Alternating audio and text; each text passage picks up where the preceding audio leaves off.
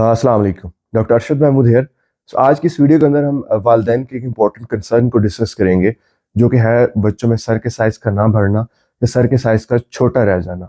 हम देखेंगे कि बच्चों में नॉर्मल सर का साइज़ कैसे बढ़ता है, क्यों बढ़ता है, और अगर बच्चे का सर का साइज़ छोटा है तो उसकी वजूहात क्या है और उनके लिए हम क्या कर सकते हैं। तो देखें, अल्लाह ताला ने जब बच्चे को पैदा करता है अल्लाह ताला, तो डेफिनेटली उसने बढ़ना होता है। तो जो चीज़ सबसे ज़्यादा बढ़ती है शुरू के दिनों, शुरू के सालों के अंदर, वो बच्चे का सर का साइज़ है। अगर हम पैदाइश पे देखें तो ऑन एवरेज बच्चे का सर का साइज़ जो है वो 35 सेंटीमीटर होता है, और अडल्ट के सर का साइज़ जो है वो 55 टू लेकर 60 सेंटीमीटर तक हो सकता है। इसमें जो मेजर पोर्शन बच्चे के सर का ग्रोथ कर रहा होता है वो पीडियाट्रिक एज ग्रुप और फर्स्ट 5 ईयर्स के अंदर ग्रो कर रहा होता है। अगर हम फिगर्स की तरफ जाएं तो फर्स्ट ईयर में बच्चे के सर का साइज 35 से बढ़कर 47 यानी 47 सेंटीमीटर तक हो सकता है।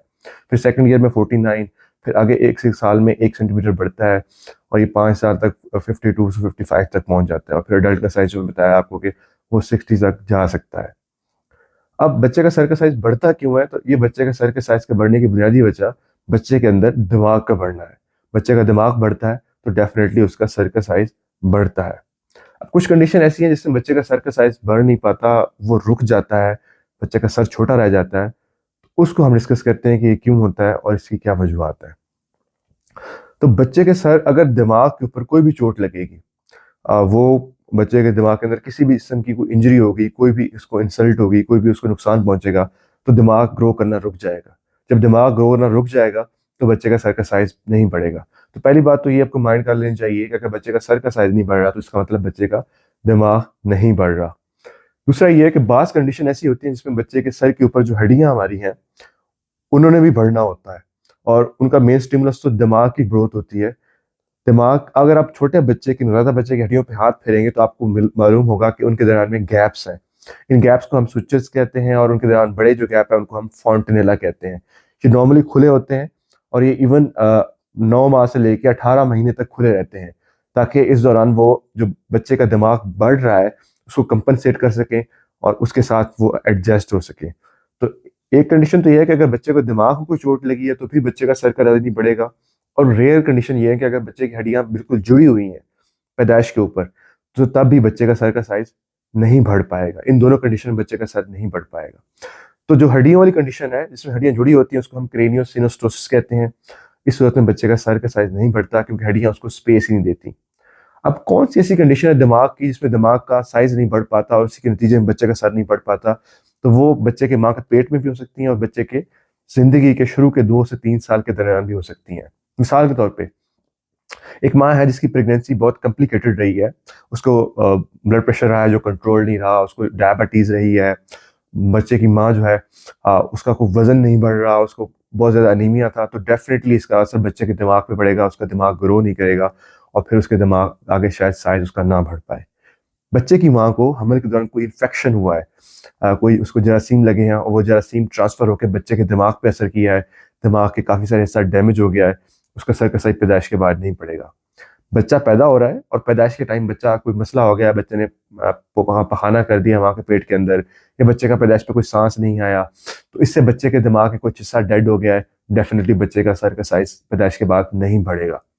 बच्चा पैदा हो गया है लेकिन उसको कोई पैदाइश के बाद उसको गर्दन पर बुखार हो गया है शुरू के कुछ सालों के अंदर, फर्स्ट 2 ईयर के अंदर, या बच्चे को कोई बहुत ज़्यादा जरकान हो गया जिसमें खून चेंज करना पड़ा है और खून चेंज करने में हम लेट हो गए हैं, या बच्चे को कोई उस शुरू के वायरस के दौरान कोई फालज हुआ है, कोई चोट लगी है, तो इन सब कंडीशन के अंदर बच्चे के दिमाग की ग्रोथ रुक जाती है, बच्चे का दिमाग बढ़ नहीं पाता और उसका सर का साइज भी डेफिनेटली छोटा रह जाएगा।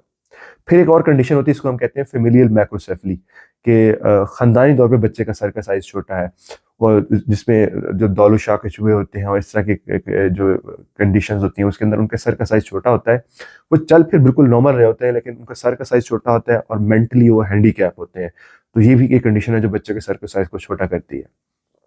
और अब बीइंग ए पेरेंट और बीइंग ए प्राइमरी फिजिशियन, आप लोगों को क्या करना चाहिए?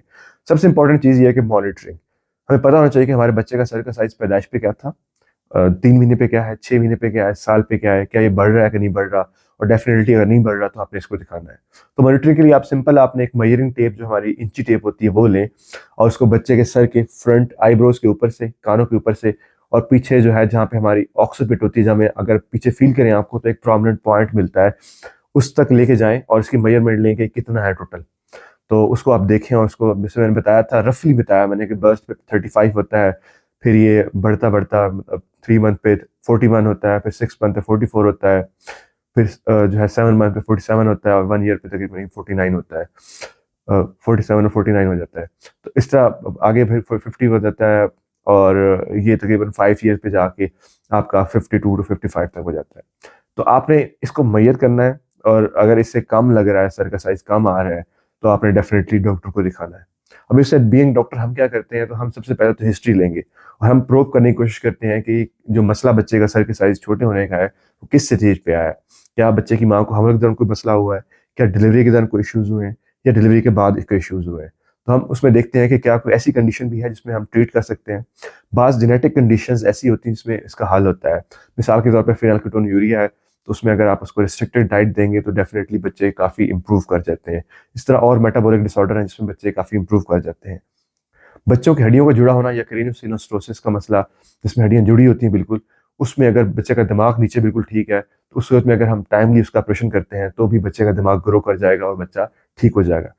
बाज़ कंडीशन जिनमें कोई इलाज नहीं होता, मिसाल के तौर पर अगर बच्चे को दिमाग का डैमेज इतना हो चुका है और वो डैमेज परमानेंट हो चुका है, तो उस सूरत में हम फिर बच्चे की जो मसाइल है उनको एड्रेस करते हैं। अगर बच्चा चल फिर नहीं रहा तो उसमें फिजियोथेरेपी की जाती है।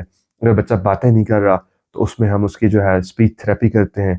इस तरह अगर बच्चे के जिस्म में अकड़ाव खिंचाव है तो उसकी दवाइयाँ दी जाती हैं, पट्टों को रिलैक्स किया जाता है, और इसी तरह अगर कोई और मसला होगा तो उसको मेडिकली ट्रीट किया जाता है। तो फिर भी अगर आपका कोई क्वेश्चन बच्चों में सर के साइज छोटे होने से मुतालिक हो तो कमेंट सेक्शन में पूछिएगा। Thank you.